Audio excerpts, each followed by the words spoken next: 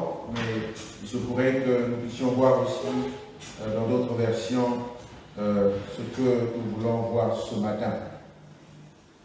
Et la semaine dernière, bien avant la semaine dernière, il y a déjà quelques semaines, dans nos prières matinales du mardi et dans nos prières du soir, du mardi, du jeudi matin, mais aussi le mercredi, j'ai eu à développer un thème de façon assez courte sur les conséquences du Covid sur l'Église. Nous espérons que les historiens de l'Église vont écrire pour les générations futures, pour que les générations futures, s'il arrive quelque chose qui s'apparente à ça, puissent savoir comment marcher. Et l'Église a quand même tâtonné pendant le Covid, ne sachant pas comment nous devions nous adapter au Covid. Et nous rendons gloire à Dieu pour ce que la sagesse révélée par le Saint-Esprit nous a poussé à faire. Peut-être que nous l'avons fait avec beaucoup d'erreurs, mais les hommes de science disent qu'elle évolue par erreur corrigée. Mais lorsque nous avons développé ce point sur les conséquences du Covid, nous avons vu que le Covid, au sein même de nos assemblées, pas seulement de la nôtre, mais dans beaucoup d'assemblées, le Covid a laissé des traces. Amen. Nous commençons à venir au culte masqué, ce qui n'était pas le cas avant.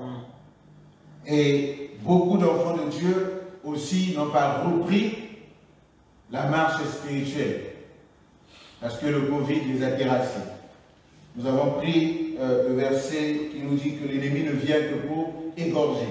Et il est venu, il a égorgé beaucoup. Et notre prière pendant ces temps-là était que Dieu puisse ressusciter ceux-là qui ont été égorgés, que le diable a achevés. Et l'évangéliste Emmanuel a continué dans cette lancée. Et dimanche dernier, le Seigneur nous a aussi d'une façon entraînés dans cette lancée en nous parlant du caractère secret. Le caractère secret dans la prière, le caractère secret dans le jeûne, le caractère secret dans le don. Amen. Comment tu dois donner, comment tu dois prier, comment tu dois jeûner. Et le mot qui est revenu sur ces trois aspects qui sont le pilier de la vie chrétienne, c'est le secret. Tu dois le faire en secret. Et nous étions dans Matthieu chapitre 6 avec notre bien-aimé Jean-Charles. Ce matin, nous tournons d'un chapitre, nous allons au chapitre 7 de Matthieu. Nous prenons à partir du verset 16.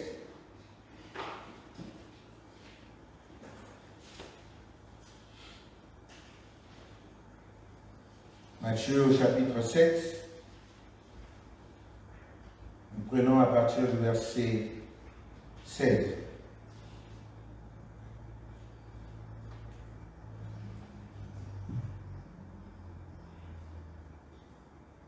Dans la version 10 secondes,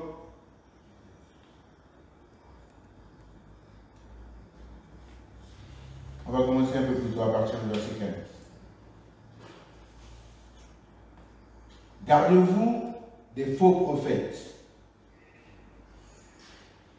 Alléluia. Amen. La Bible dit, gardez-vous des faux prophètes. Ce qui veut dire qu'au milieu des prophètes, il y a des vrais et des faux. La Bible ne nous dit pas de nous garder des vrais prophètes, mais la Bible nous dit de nous garder des faux prophètes. Comment vas-tu faire la différence entre le vrai prophète et le faux prophète afin que tu t'en gardes? Alléluia. Ils viennent à vous, à nous,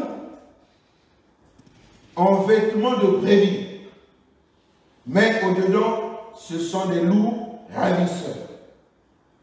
Vous les reconnaîtrez à leur... Oh là, il n'y a qu'une seule personne qui peut la vérifier. Dieu ne nous donne pas seulement la recommandation de nous garder des faux prophètes, mais il nous dit aussi comment nous allons reconnaître les faux prophètes. Vous les reconnaîtrez à leurs fruits. Et la Bible continue en disant, cueille-t-on des raisins sur des épines ou des figues sur des chardons? La Bible dit, tout bon arbre porte des bons fruits, mais le mauvais arbre porte de mauvais fruits. Un bon arbre ne peut pas porter de mauvais fruits, ni un mauvais arbre porter des bons fruits. Tout arbre qui ne porte pas de bons fruits est coupé et jeté au feu. Je conclus encore en disant, c'est Jésus qui parle, c'est donc à leurs fruits que vous les reconnaîtrez. Je fais quand même la lecture en continuant. Ceux qui me disent Seigneur, Seigneur, n'entreront pas tous dans le royaume des cieux, mais celui-là seul qui fait la volonté de mon Père qui est dans les cieux. Plusieurs me diront ce jour-là, Seigneur, Seigneur, n'avons-nous pas prophétisé par ton nom? N'avons-nous pas prophétisé par ton nom? N'avons-nous pas chassé des démons par ton nom? N'avons-nous pas fait beaucoup de miracles par ton nom? Alors je leur dirai ouvertement, je ne vous ai jamais connu. Retirez-vous de moi, vous qui commettez l'iniquité. C'est pourquoi, quiconque entend ces paroles que je dis et les met en pratique sera semblable à un homme prudent qui bâtit sa maison sur l'or. Et je saute, je viens vers la fin, au verset 28 et 29.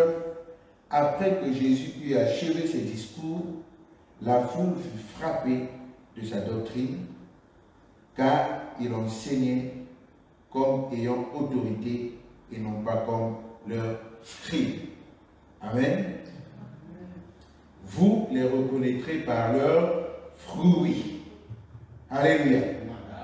Dieu te donne pas seulement une recommandation de te garder les faux prophètes, parce qu'il y en a, il va en avoir. Amen. Quelqu'un disait que toutefois qu'on fabrique un vrai billet de banque, le malfaiteur commence déjà à réfléchir comment copier ce billet. Alléluia. Et ça ne nous a pas empêchés, malgré le nombre de faux billets qui circulent. Surtout, il semblerait, le plus copié en euros, c'est le billet de 50. Personne n'a refusé d'avoir 50 € dans sa poche. Parce qu'il est trop copié. Amen. Malgré le fait qu'il y a le faux billet, nous faisons toujours confiance au billet. Nous ne savons pas parfois comment reconnaître le vrai du faux. Quand tu payes en espèces, tu passes à la caisse, ils ont un stylo, ils marquent pour voir si c'est un vrai ou un faux. Ou ils font rentrer dans la machine. Mais toi et moi, néophytes que nous sommes, nous n'avons pas de quoi vérifier si c'est un vrai, si c'est un faux. Et si en matière de monnaie, le diable le fait sur ce qui n'est que passager, combien à plus forte raison pour ce qui est éternel? Le but du diable, ne l'oublions pas, la Bible dit, nous ne devons pas ignorer ses projets. Le but du diable, c'est pour détruire depuis le jour où tu es né. Le but du diable, c'est que tu n'hérites pas la vie éternelle. Même quand tu ne connaissais pas le Christ, son but est resté le même. Que tu ne puisses pas accéder à la connaissance de Christ pour que tu sois sauvé. Et maintenant que tu as connu le Christ, le but du diable, c'est de te détourner pour que tu n'hérites pas la vie éternelle. Et si pour le billet, il le fait pour ce qui concerne ton âme, vous croyez qu'il va se reposer? Non. Et il va, autant les vrais prophètes vont se lever, autant les faux prophètes aussi vont se lever. Et la Bible dit que nous devons nous garder des faux prophètes. Si nous étions là, lorsque le Christ avait parlé, la création devait être autant, comment dire, elle devait découler d'elle-même. Mais Seigneur, comment les reconnaître? Comment savoir au milieu de deux personnes qui prophétisent que celui-là est vrai, que celui-là n'est pas vrai prophète? Alors, Dieu nous dit, vous les reconnaîtrez par leurs fruits. Mais, bien-aimés dans le Seigneur, hommes que nous sommes, enfants de Dieu que nous sommes, chrétiens du siècle actuel que nous sommes, nous avons abandonné cette partie de les reconnaître par le fruit. Amen. Nous les reconnaîtrons, mais aujourd'hui, on reconnaît le prophète, on reconnaît le serviteur, pas par ses fruits, on le reconnaît par autre chose. Eh bien, mais la Bible ne nous dit pas que nous allons le reconnaître par la prière. Comme notre bien-aimé nous a prêché le dimanche, ce n'est pas parce que tu fais des prières impressionnantes que tu es serviteur de Dieu. Alléluia. Et le bien-aimé nous a dit, ne viens pas nous impressionner par les prières. Alléluia. Ne viens pas nous impressionner par les prières. Ce n'est pas par le parler en langue que l'on reconnaît un vrai serviteur. Alléluia. Ce n'est pas cela, nous dit la Bible. Le parler en langue, je me souviens, il y a quelques années, les jeunes au sein de l'Assemblée, et quand ils étaient en train même de faire des blagues, oh, calmez-vous. Ce n'est pas... la Bible dit, celui qui parle en langue, parle avec Dieu. Amen. Donc ce n'est pas dans notre conversation, on est en train de parler, toi et moi, que tu viens me mettre le rocoro. Non, non, non, non. Tu parles à un humain qui a besoin de l'intelligence pour comprendre ce que tu dis. Hier, on était en train d'échanger avec un ami sur Facebook et il a parlé dans sa langue maternelle, il a écrit dans sa langue maternelle que je ne connais pas. Moi aussi, je lui ai répondu dans ma langue maternelle qu'il ne connaît pas. Il a continué, moi aussi j'ai continué dans ma langue maternelle. Et après, il me dit, mais qu'est-ce que tu m'écris? Moi aussi, je lui dis, mais qu'est-ce que tu m'écris? Il me dit, j'ai écrit comment tu vas. Mais moi aussi, dans ma langue maternelle, j'ai dit comment tu vas. Alléluia. Quand tu parles à l'humain, il a besoin de comprendre. Amen. Alléluia. Autrement, il faut que Dieu donne à cet humain l'interprétation pour qu'il comprenne. Amen. Donc, on ne reconnaît pas le serviteur de Dieu par le parler en langue. On ne le reconnaît pas non plus par les miracles. Alléluia. Vous savez, nous sommes une génération qui voulons beaucoup de miracles. Et lorsque le miracle arrive, nous disons que celui-ci est réellement un enfant, un serviteur de Dieu. Peut-être, mais peut-être pas. Parce que ce n'est pas le critère donné par Dieu. Le miracle, c'est un package. Vous savez, il y a certains abonnements où tu dois prendre tout. Tu ne peux pas prendre des options. Et les miracles font partie du package lorsque nous devenons enfants de Dieu, lorsque nous croyons. La Bible dit dans Marc, au chapitre 16, le verset 17, « Voici les miracles qui vont accompagner ceux qui auront cru. » La Bible ne dit pas qu'ils vont accompagner les serviteurs. La Bible ne dit pas les miracles qui vont accompagner les prophètes. La Bible dit ceux qui auront cru. Lorsque vous et moi avons cru, nous sommes rentrés dans ce paquet. C'est peut-être que toi et moi qui avons, vous savez, parfois nous avons peur de prier pour les malades. Alléluia. Vous savez pourquoi nous avons peur de prier pour les malades? Parce que nous nous disons, et si ça ne marche pas? Alléluia. On emmène un malade, tu veux prier au-delà de toi, le tout vient et te dit, et si ça ne marche pas? Qui t'a dit que c'est toi qui es garant de la parole de Dieu? Alléluia. Tu n'es pas garant de la parole de Dieu. La Bible dit, Dieu veille sur sa parole pour l'accomplir. Et toi et moi, nous sommes, si je prie et que ça ne marche pas, on va dire que je suis un faux serviteur. Et à ce moment-là, nous nous arrêtons de faire l'action qui nous est demandée de faire. Dieu ne nous dit pas, tu pries et tu seras garant de ce que de ta prière. Dans tous les cas, ce n'est pas toi et moi qui exauçons la prière. Celui qui exauce la prière, c'est Dieu. Et la Bible dit, si nous faisons une prière par la foi, vous devez croire que vous l'avez reçu et vous allez le voir s'accomplir. Lorsque c'est un petit cas, nous allons vite prier. Alléluia. Lorsque ça devient quelque chose de plus costaud, nous mettons une barrière par l'urgence. Mais je voudrais te dire, bien-aimé, que lorsque tu as cru, la Bible dit, à tous ceux qui ont cru en son nom, il leur a donné le pouvoir de devenir enfants de Dieu. Et lorsque tu as cru, il y a un package qui t'accompagne. Alléluia. Le fait que tu es devenu celui qui a cru en la parole, les cieux ont pris acte, la terre a pris acte, que celui-là a cru. Et maintenant, il peut faire ces choses aussi. J'aimerais que tu enlèves le doute qui t'empêche parfois de prier même pour tes enfants. La situation, elle est peut-être accessible à ta prière. Tu cries déjà, oh pasteur. Bien-aimé, crois, prie. Celui qui est garant, s'il ne fait pas, c'est son problème. Amen. C'est Dieu qui est garant de sa parole. S'il ne veille pas sur sa parole, c'est lui, c'est pas toi. Ce n'est pas ta parole. Combien de fois Dieu t'a donné une parole prophétique et que tu ne la sors pas? C'est mon cas.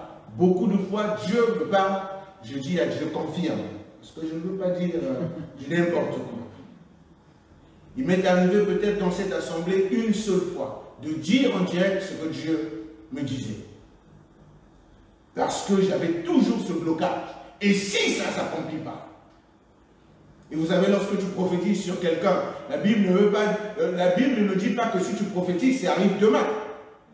La prophétie est l'entière capacité de ce que Dieu peut faire au-dedans de toi.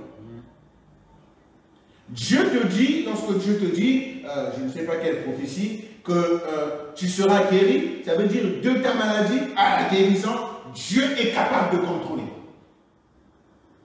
Qu'aujourd'hui tu es malade, demain Dieu peut faire que tu sois guéri. Mais il faut que toi tu restes. La Bible dit, si elle tarde à venir, attends-la. Et dans quelle position tu attends?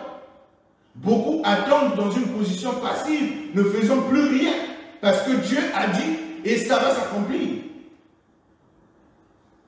Alléluia. Dieu a dit qu'elle s'accomplira, attends-la, mais attends dans une position active. Ce n'est donc pas par les miracles que nous allons reconnaître un serviteur, un prophète. Ce n'est pas non plus par une bonne conduite selon les humains. Alléluia. Ce n'est pas parce que tu es un bon citoyen, alléluia, que tu es un bon serviteur de Dieu. La Bible nous dit que le jeune homme riche, et comme selon le récit de la Bible, le jeune homme riche est apparu devant Jésus. Je pense que c'est dans Marc chapitre 10. Et bien aimé, lorsque nous lisons, nous voyons comment la Bible dit par la suite que Jésus l'aima. Alléluia. Marc chapitre 10.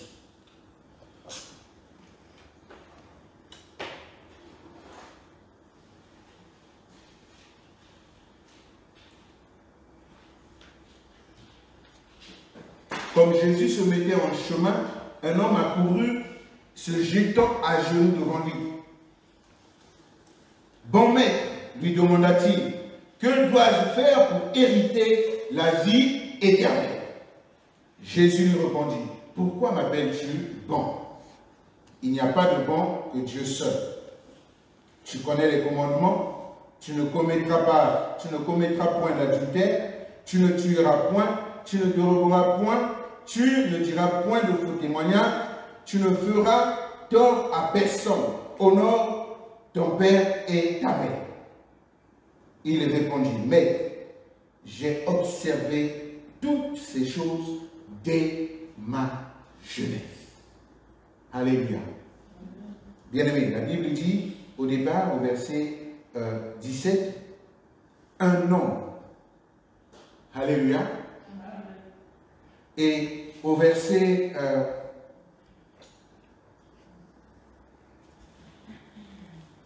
20, il dit, j'ai observé toutes ces choses dès ma jeunesse. Ça veut dire que cette personne, c'est vrai qu'on l'appelle jeune homme riche, mais il était déjà d'un âge, on ne va plus parler de 15 ans. On va peut-être parler autour de 20-25 ans. Mais il dit, depuis sa jeunesse, il observait toutes ces choses. Les commandements que le Christ lui a dit, ça j'observais depuis ma jeunesse. Et du coup, il se disait au-dedans de lui-même, puisque j'observe tout ça, je vais devant Christ juste pour avoir la confirmation que j'ai la vie éternelle. Il arrive devant Christ, Christ lui dit, voilà ce que tu dois faire. Il dit, j'observais avec certainement une certaine assurance au-dedans de lui, avec certainement une certaine satisfaction au-dedans de lui. Depuis ma jeunesse, j'observais tout ce que tu as dit. Alors Christ va lui dire, il te manque une chose. Va, vends tout ce que tu as et viens me suivre. La Bible dit, celui qui veut suivre Christ doit renoncer à lui-même. Alléluia. Et ce jeune homme riche, la Bible dira, mais affligé de cette parole, cet homme s'en alla tout triste. Alléluia. Voici un honnête citoyen. Voici peut-être un bon chrétien, selon les critères des humains, mais pas selon le critère de Dieu. Parce que ce que Dieu voulait, c'est qu'il puisse changer son identité. Alléluia.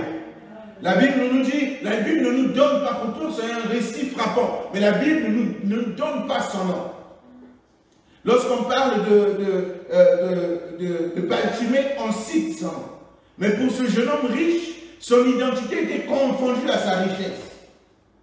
Vous savez, il y a certaines identités qui sont dues à ce que tu as.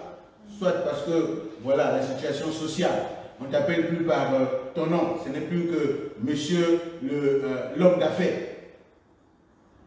Ou parce que c'est une femme qui ne conçoit pas. Dans le quartier, on lui a donné un surnom, une nouvelle identité.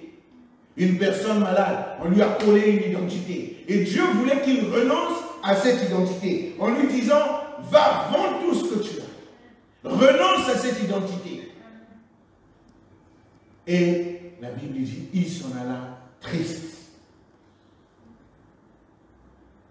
Son bon comportement, sa citoyenneté, selon le contexte terrestre, ne lui a servi à rien. Parce qu'il lui manquait quelque chose d'essentiel.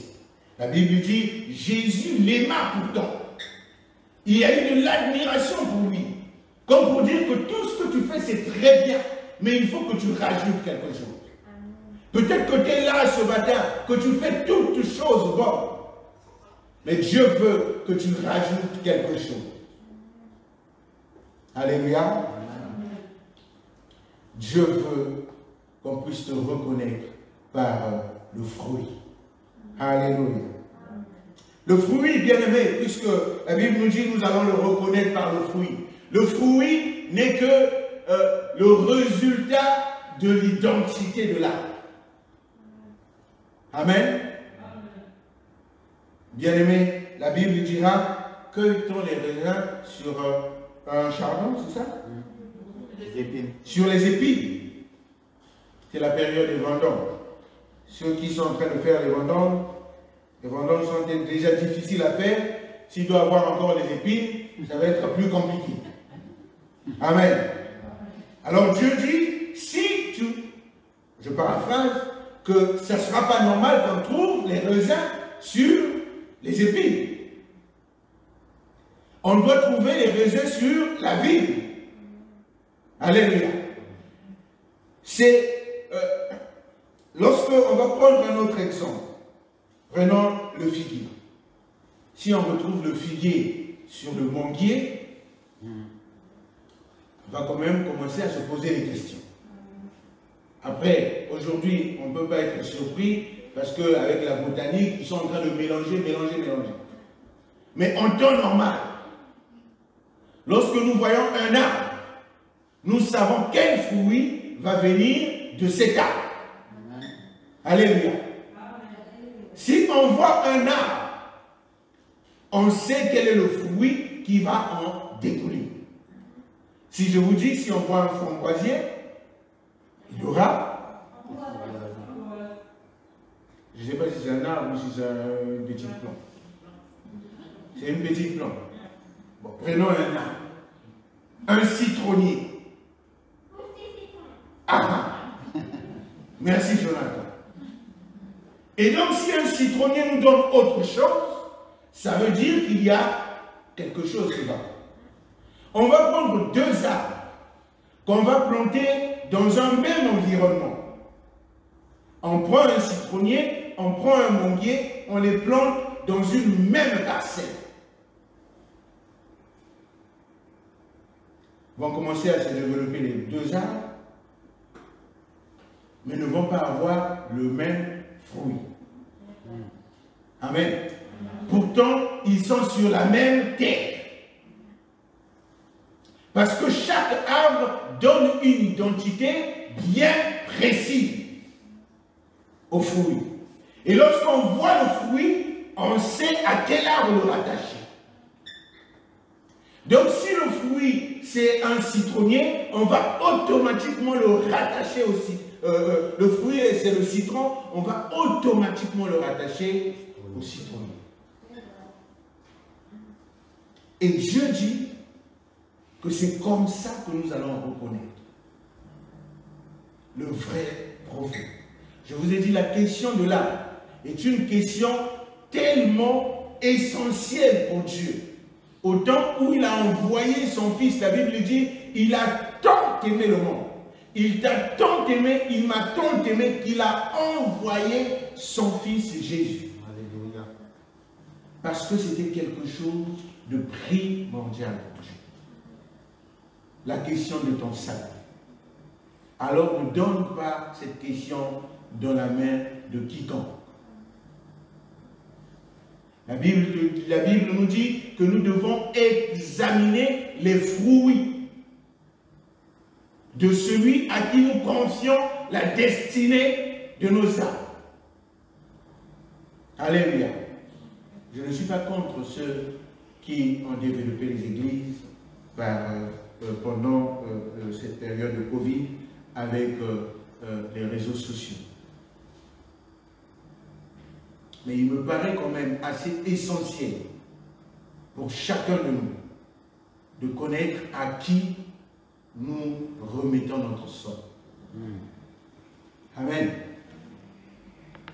Si tu l'as découvert que sur Internet, écoute le message. Arrête-toi. Alléluia. Parce qu'il s'agit de ton âme. Christ est venu et mort à la croix pour ton âme.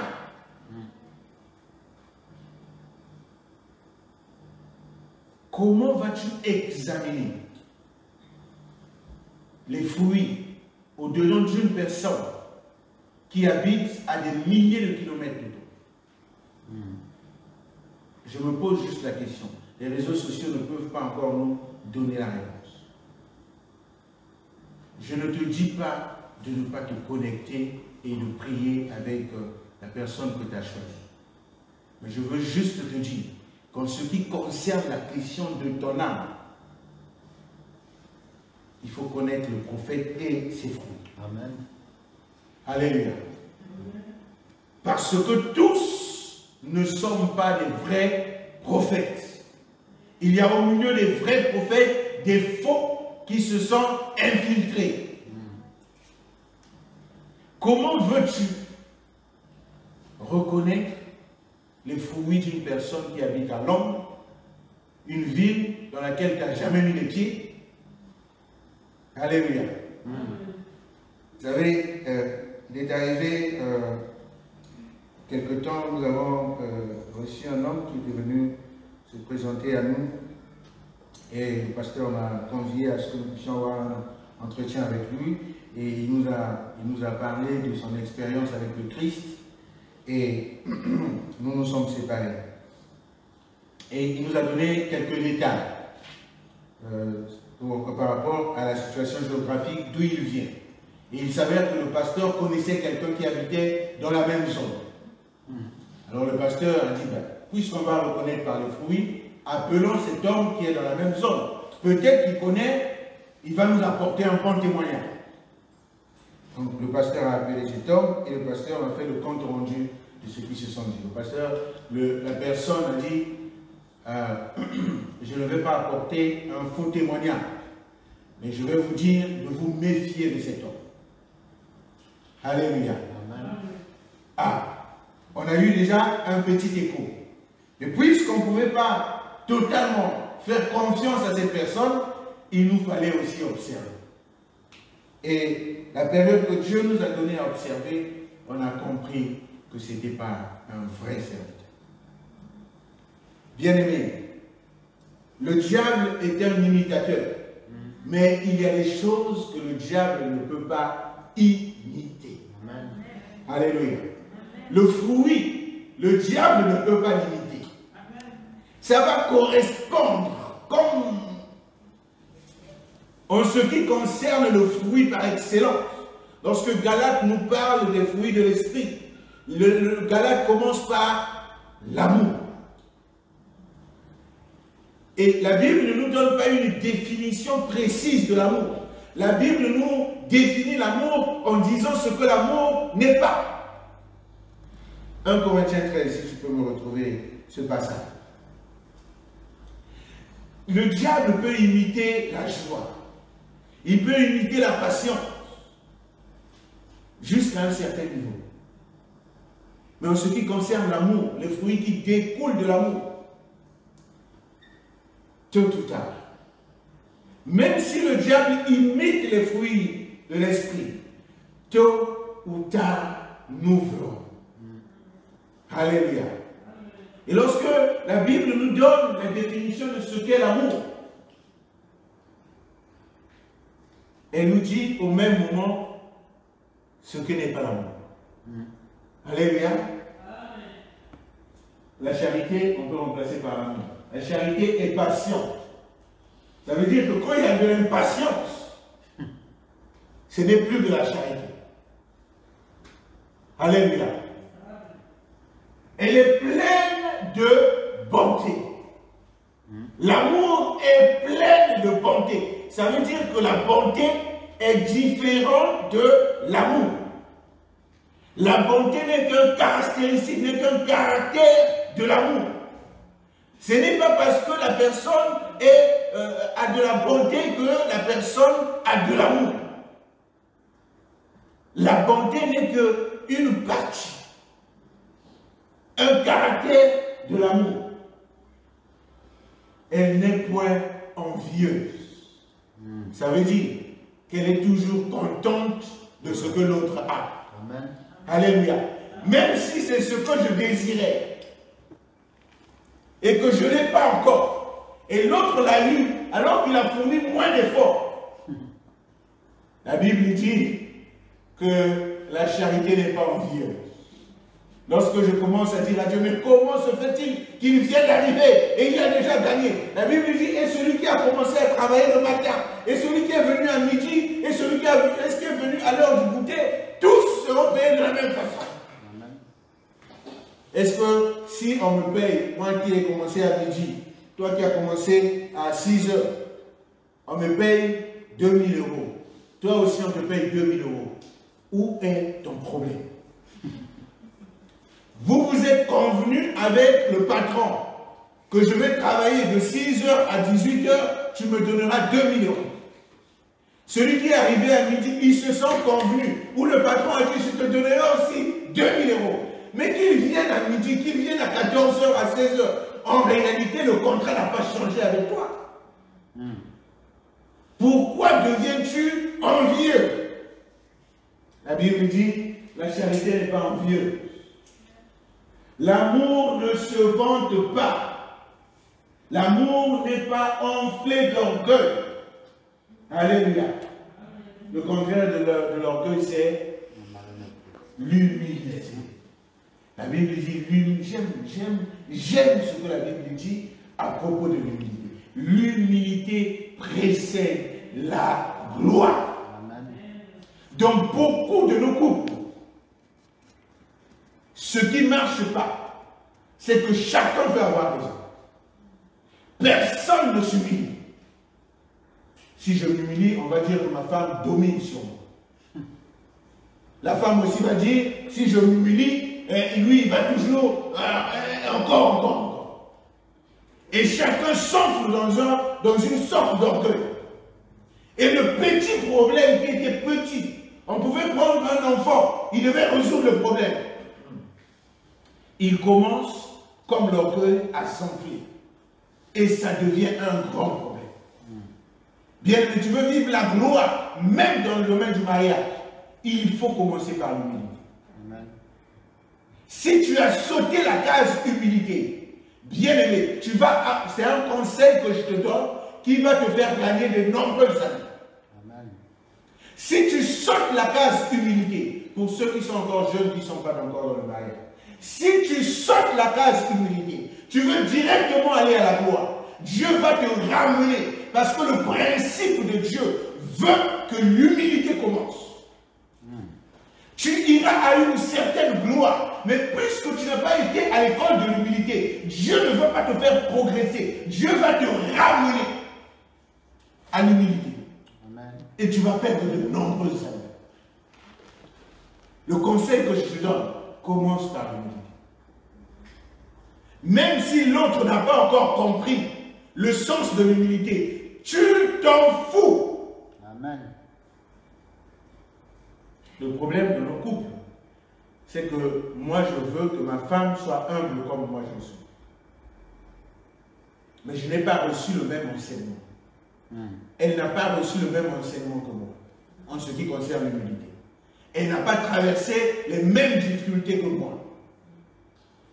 Elle n'a pas couru vers la gloire et Dieu l'a ramenée à l'humilité comme moi. Elle n'a pas la même expérience que moi. Et moi, j'attendais qu'elle soit humble comme moi je suis humble. C'est pas possible. Dieu ne te dit pas que demande à l'autre d'être humble. Dieu te dit à toi, sois humble. Amen. Le reste, c'est pas ton problème. Tôt ou tard, Dieu va se révéler à cette personne pour lui enseigner l'humilité. Tu peux lui enseigner l'humilité comme toi tu as reçu l'enseignement. Mais elle n'est pas dans les mêmes dispositions que lorsque toi tu as reçu l'enseignement. Vous savez, l'enseignement que tu reçois aujourd'hui n'était pas forcément utile aujourd'hui. Parce que tu n'es pas dans les bonnes dispositions. Cet enseignement que tu reçois un jour, X, te sera utile un autre jour, Y. Parce que tu seras dans les circonstances où la parole de Dieu va commencer à te dire. Et à ce moment-là, oui, la personne va apprendre l'humilité. Bien-aimé, ne demandons pas à l'autre d'être humble. Sois humble, toi. Et si l'autre ne respecte pas ton humilité, prie au Seigneur. Seigneur, touche cette personne afin qu'elle sache ce que c'est que l'humilité. Il ne cherche pas son intérêt. Les hommes du monde ont dit que l'amour, c'est faire de sorte que l'autre soit heureux. Donc tu oublies ton intérêt en réalité. Tu t'oublies. Christ s'est oublié. Christ n'a pas vu son intérêt. Il était déjà là-haut dans les cieux. Il a vu que toi et moi, nous étions dans la perdition. il est venu pour nous sauver. Il ne s'irrite point. Est-ce qu'il faut que je dise quelque chose? Oh Dieu. Ah, ça c'est toi qui me dis de dire. Il ne s'irrite point. Monsieur Sorel, est-ce que tu peux nous donner une autre version de cette partie? Qu'on trouve un autre mot. Ça peut nous aider à comprendre beaucoup de choses. Elle ne s'irrite point. Ça c'est quelle version? Et essaie de trouver la version que le frère Jean-Charles aime. Est-ce que tu l'as? Essaie. Cette version-là, parfois, elle dit les choses de façon un peu plus simple. C'est ça? Non. Il ne cherche pas son propre. Celui qui aime ne saurait agir à la légère ou commettre des actes inconvenants. Aimer, ce n'est pas penser d'abord à soi. Ça veut dire aimer, c'est penser d'abord à autrui. Chercher, ce n'est pas donc chercher son propre intérêt, c'est chercher l'intérêt d'autrui. Ce n'est pas insister sur ses droits. Ça, c'est avec nos enfants à la maison. J'ai droit à ceci. Amen. L'amour n'est pas irritable. Non seulement que tu ne dois pas irriter l'autre, mais toi-même aussi tu ne dois pas t'irriter. Il en va avec la maîtrise de soi. Amen. J'apprends à mes enfants à parler doucement. La fille qui est là a tendance à parler fort. Et une fois qu'elle a fini de parler fort, je lui pose la question. Est-ce que ce que tu as dit, en le disant avec une autre intensité, est-ce que les autres vont l'entendre? Oui. Est-ce qu'ils vont comprendre le message? Oui. À quoi alors aurait servi que tu cries? À rien. Alléluia. Vous savez, crier, selon les communicants, crier, c'est une façon agressive de dire que je suis. Que je suis un tel. C'est moi le directeur ici. Quand on commence à crier, ça veut dire qu'il y a crise d'autorité.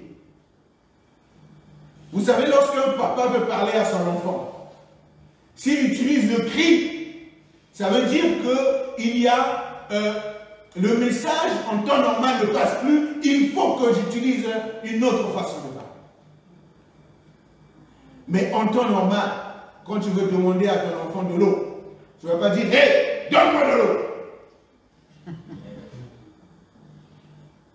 En temps normal, tu vas dire « Garçon, s'il te plaît », parce que pour nous, Africains, le « s'il te plaît », ce n'est pas encore automatique. « Garçon, donne-moi de l'eau », ça s'arrête là. Ça s'apparente à un ordre, mais ce n'est pas un ordre. Nos enfants ne peuvent pas le comprendre.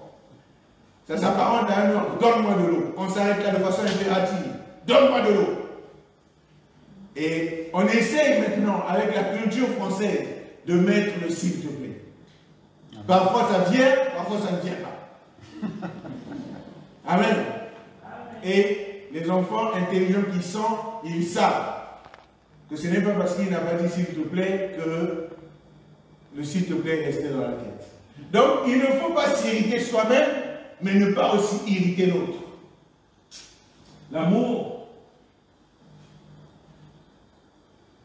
il ne s'écrit pas contre les autres. L'aigreur contre les autres. Il n'est pas susceptible.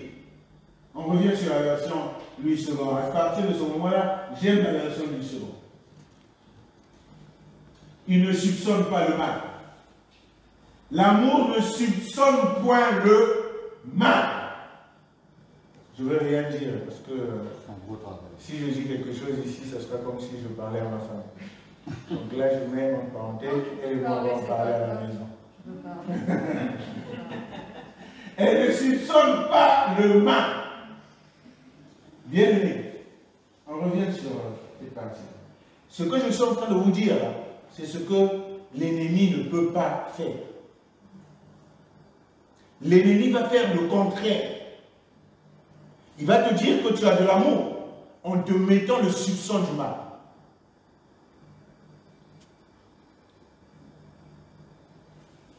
Et chez nous, lorsqu'on grandissait, on disait que la jalousie était une preuve d'amour. Mais c'est totalement faux. En aucun cas, Dieu nous dit que l'amour se détermine par la jalousie. Ce n'est pas parce que tu es jalouse que tu aimes. C'est une mauvaise façon d'aimer. Alléluia. J'ai un frère qui va se marier en décembre, qui a rompu les fiançailles à cause d'une fiancée jalouse.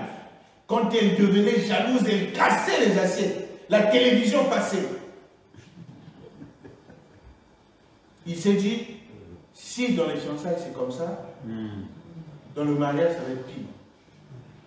Même si l'âge est avancé pour moi, je préfère recommencer.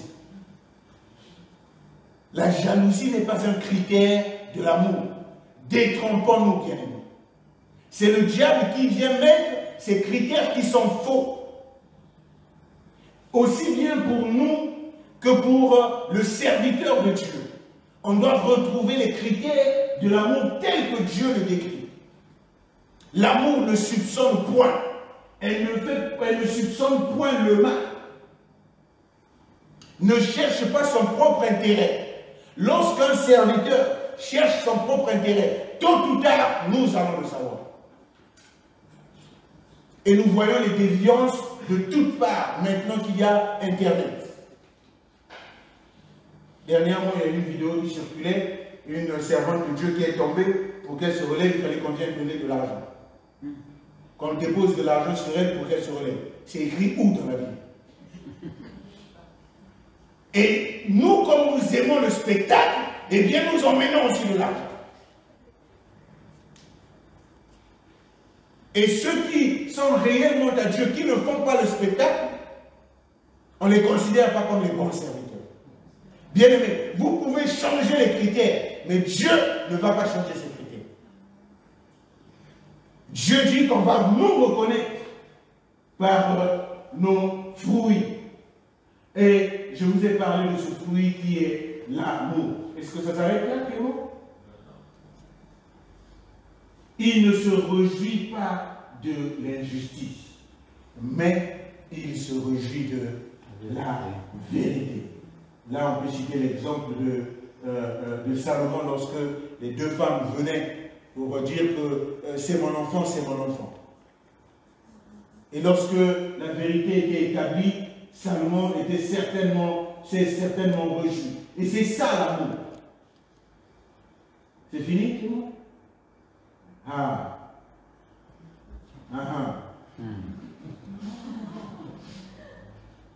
Amen. Il pardonne tout. Amen. On a longtemps reproché au pasteur Antonio le fait qu'il n'était pas sévère.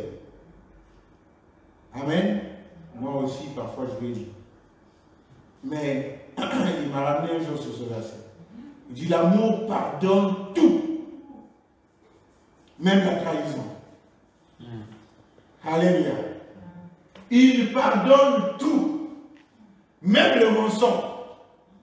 Même si je t'ai menti, par amour pour moi, tu vas me pardonner. Amen. Alléluia. À moins que tu mettes cette partie entre parenthèses. Il croit tout. Vous savez, il y a certaines personnes, quand ils viennent nous parler, on sait déjà qu'ils vont mentir. Comme disait une jeune fille, le tonton, il ment comme il respire. Amen. Même s'il vient avec le mensonge, crois son nom. Il ne t'appartient pas de le juger. Il appartient à Dieu. Par amour, tu le crois. Et quand tu auras la version contraire, ok, tu le pardonneras. Ça reste là-dedans. Ça ne change pas. Il croit tout, il pardonne tout, il espère tout, et il supporte tout. Alléluia. C'est là où ça devient très, très compliqué. Et à ce moment-là, tous au-dedans de nous commençons à nous dire, je n'ai pas vraiment assez d'amour. Comme les apôtres avaient dit, Seigneur, augmente-nous la foi. Nous pouvons dire, Seigneur, augmente-nous l'amour. Tous ensemble qui nous sommes là. Je ne sais pas, peut-être qu'il y a quelques exceptions. Mais il supporte tout. Combien de fois nous n'arrivons pas déjà à nous supporter nous-mêmes? Bien aimé, beaucoup qui quittent les églises aujourd'hui, ce n'est pas parce que la mauvaise doctrine est enseignée, mais c'est parce qu'ils n'arrivent pas à supporter les autres. Alléluia.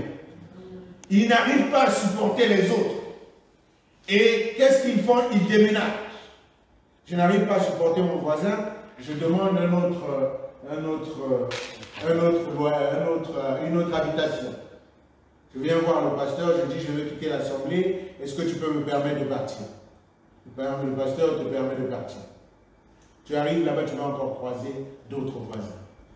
La Bible dit supportez-vous les uns les autres. Mais nous n'arrivons pas à supporter. Bien aimé, ces critères que Dieu nous donne pour définir l'amour, c'est ce que le diable ne peut pas faire. Et c'est ce que nous devons retrouver au-dedans des serviteurs de Dieu. Au-dedans des vrais prophètes, nous devons retrouver ces critères. Mais les vrais prophètes doivent aussi retrouver ces mêmes critères au-dedans de chaque membre de l'assemblée. Non seulement qu'on va reconnaître le vrai prophète par ses fruits, mais on va aussi te reconnaître toi, vrai chrétien, par tes fruits. Alléluia. Ça ne concerne pas seulement les vrais prophètes. Les prophètes. Parce que la Bible nous dit que Dieu nous a établis comme sacrificateurs. Amen. Nous sommes la race des élus, un sacerdoce royal. Amen. Et on doit retrouver les critères de l'amour. Dans Galates 5, je crois que c'est 22 que nous pouvons voir les autres fruits. Mais je me suis arrêté sur ce fruit qui détermine beaucoup de choses. Nous devons retrouver ce fruit au-dedans des serviteurs. Mais nous devons aussi le reconnaître, le retrouver au-dedans de chacun de nous. C'est à ce moment-là que nous allons former l'assemblée des saints. Et les autres vont nous reconnaître, comme ils ont reconnu les chrétiens qui ont fui la persécution, qui sont allés à Antioche. On a reconnu au-dedans d'eux qu'ils avaient quelque chose d'autre. Et on les a appelés les chrétiens. Amen. L'identité que tu portes découle d'un arbre. La Bible dit que tout sarment qui n'est pas attaché au cep, Jean 15, il ne peut pas porter de fruits. Si tu ne portes pas de fruits, c'est parce que tu n'es pas rattaché au sarment, au cep, qui est Jésus.